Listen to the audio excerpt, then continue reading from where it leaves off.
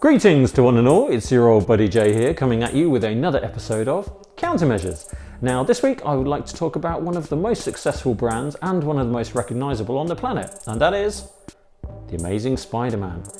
So take my hand and come with me as we dive once more into my deep design pocket and discover everything you need to know about the Amazing SpiderBrand.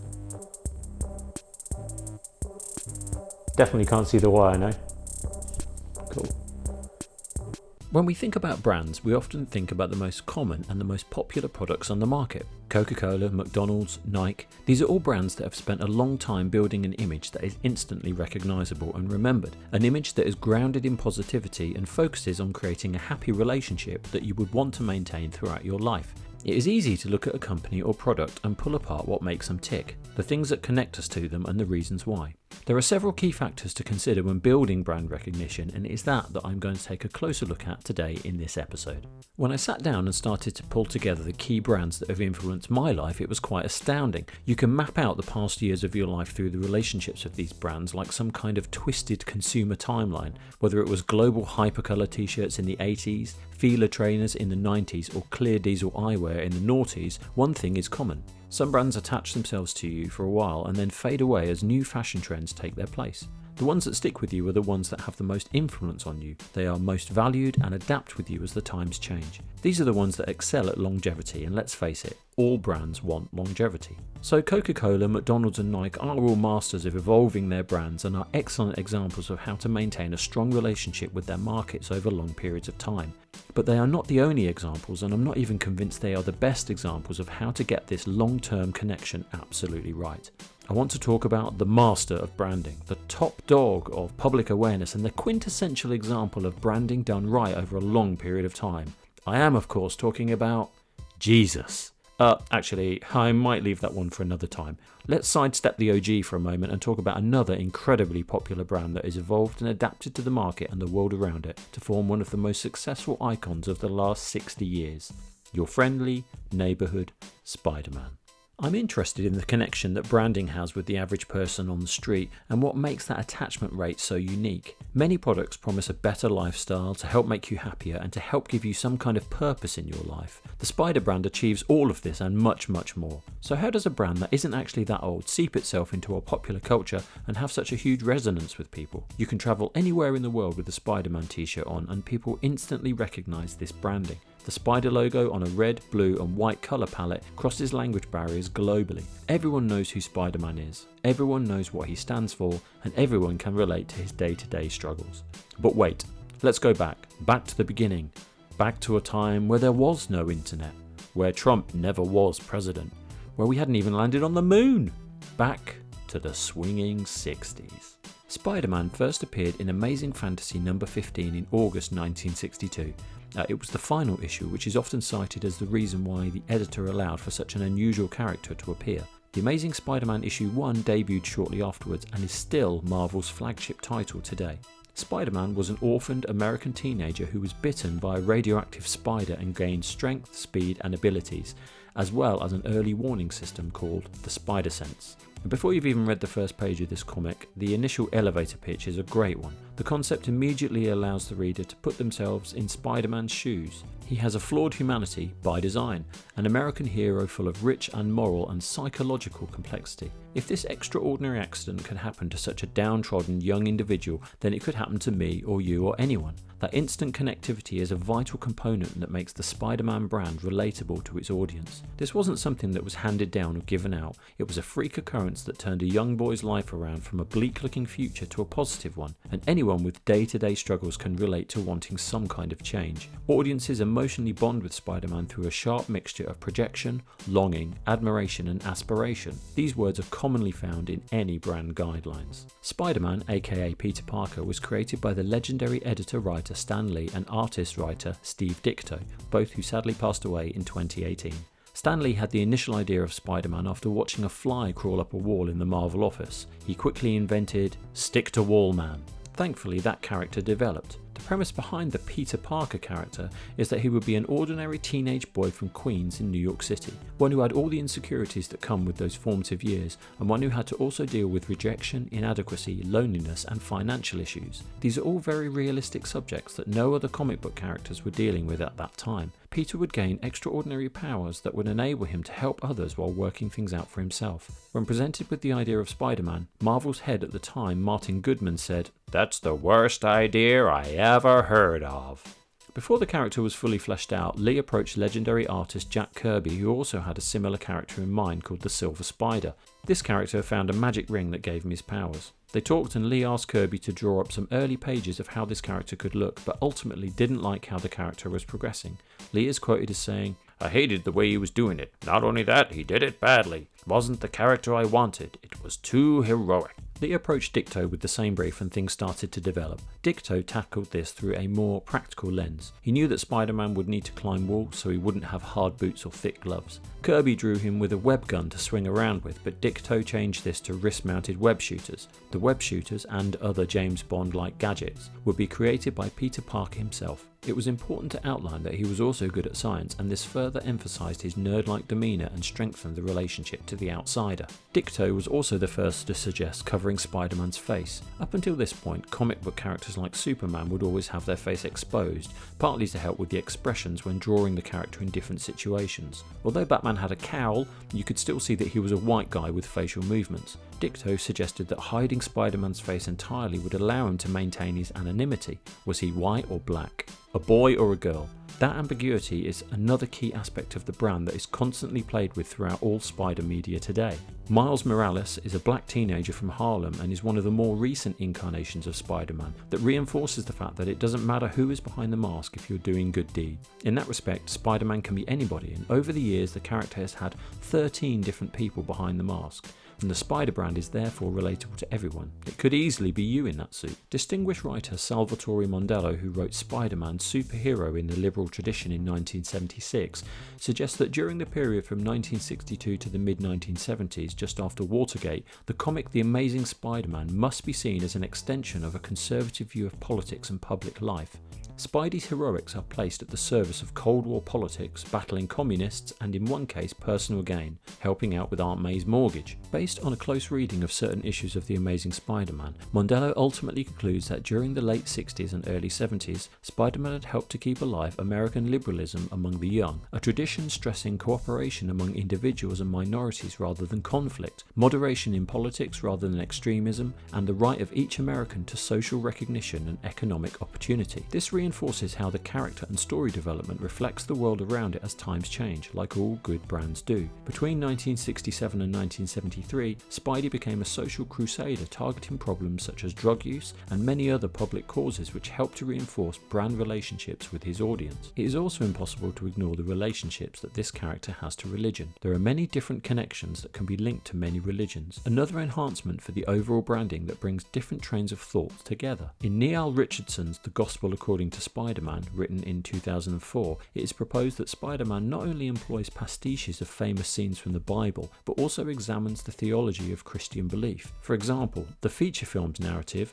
like Christian ideology, centers on the hero's shame for his flawed and lustful flesh and his attempt to transform shame into an atonable guilt. Richardson notes the negative cultural connotations of spiders and how these may be linked to sexuality as something dark and dangerous. He observes that Peter Parker's camera functions as an expression of his lust towards Mary Jane, and that Parker's vain attempt to self-aggrandize ultimately leads to the death of Uncle Ben. Thus, Parker violates a principle that is essentially Christian in nature: use one's power for the greater good and not for pleasure. Another design decision was centered on the name. The hyphen was added purely to avoid any confusion with Superman. At a glance they would look the same if not for the hyphen. They even have Peter correcting characters within the stories from time to time on how to write it correctly. So it's all very meta. As time passed, the character developed and Dicto added the now infamous spider symbol that is probably one of the most universally recognisable logos in the world. Even though there have been several reimaginings of this logo over the years, the core design has never steered too far from the initial look. This is something that Coca-Cola is also very good at doing. The years pass and the logo you know and love develops with you. Put today's version next to the original and you can see stark differences. Develop this slowly over time and the brand mark doesn't seem to change in people's minds. Evolution not revolution.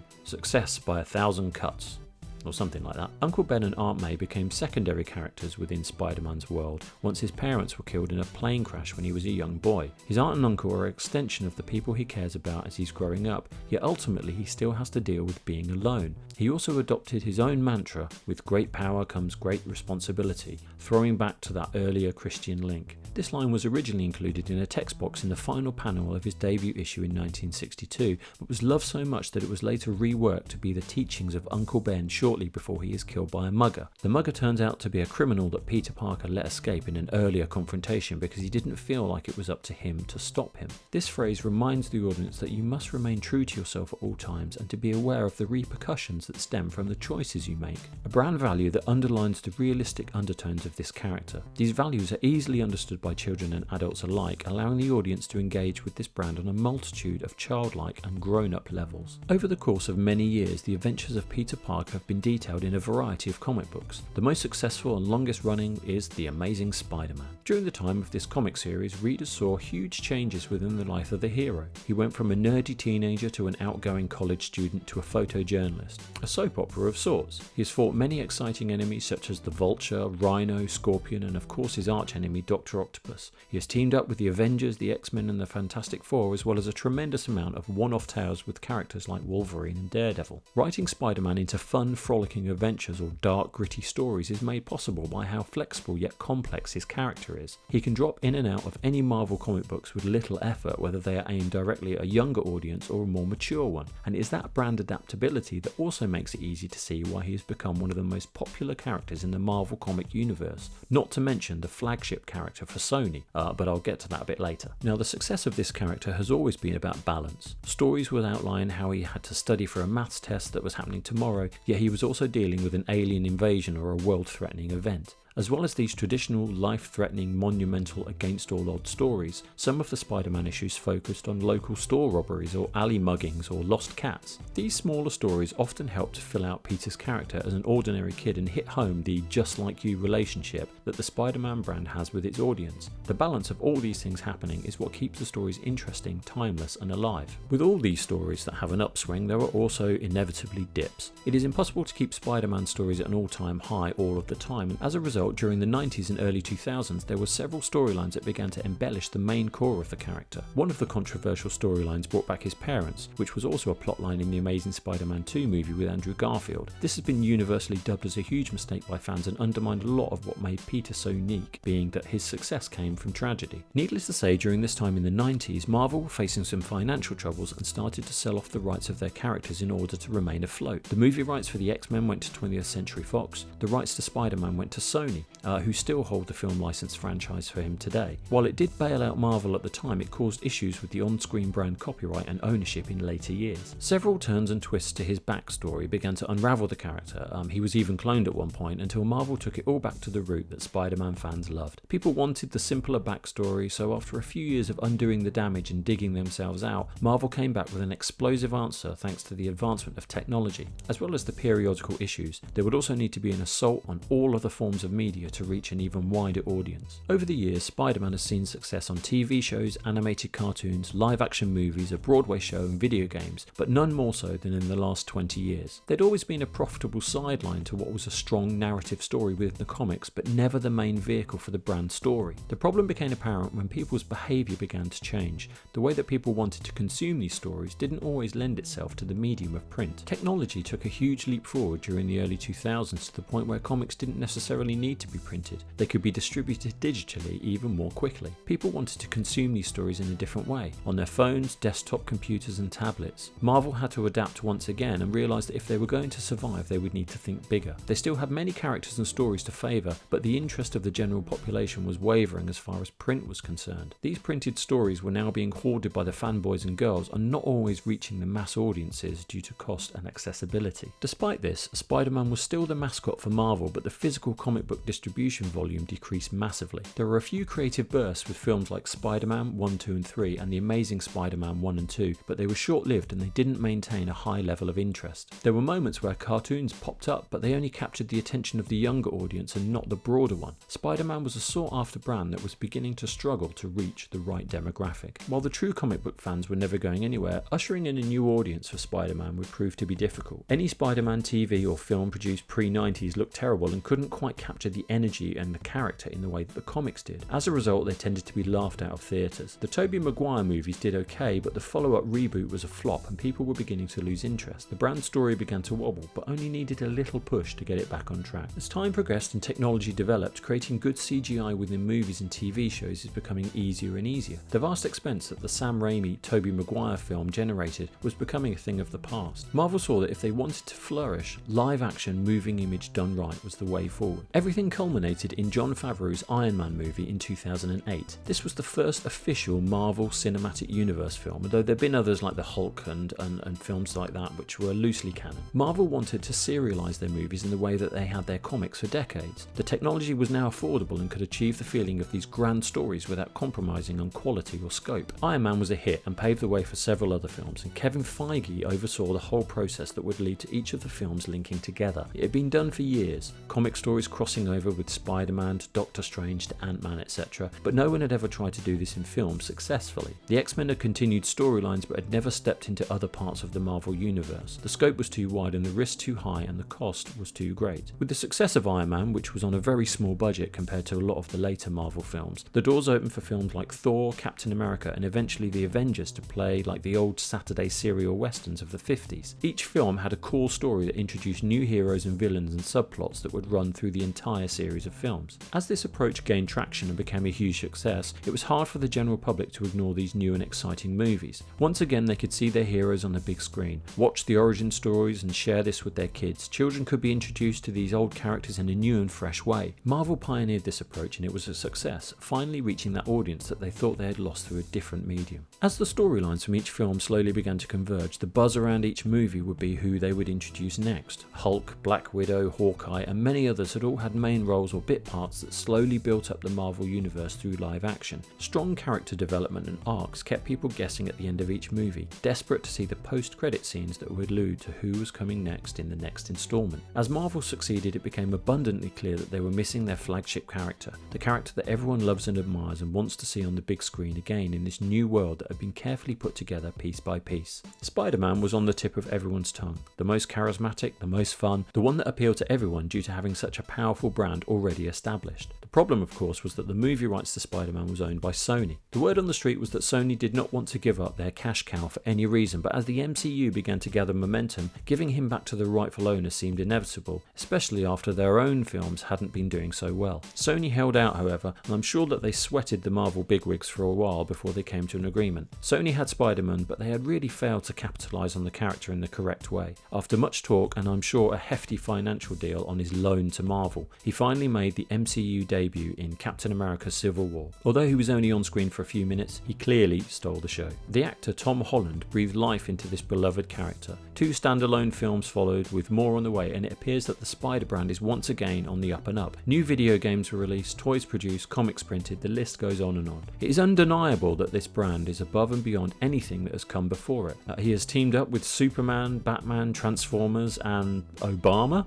James Cameron nearly made a Spider-Man film with Arnold Schwarzenegger. Michael Jackson wanted to buy Marvel so he could portray Spider-Man, thank God that never happened. It has crossed mediums in a way that is unprecedented. Comics, TV, film, Broadway shows. The Ramones once covered their theme song of Spider-Man. Kids' lunchboxes, socks, etc, etc. They're just some of the ways that Spider-Man has been absorbed into our lives. Thousands of licensed products have been sold with his likeness. You name it, it has been done. It has definitely earned him the title of the world's most profitable superhero and one of the most influential brands of the last 60 years. And there you have it. A quick look at the cultural significance of this icon and a little taste as to what makes this brand so successful. Now, I hope you enjoyed yourself. I know I did. So until next time, be good, stay safe, and be kind to one another.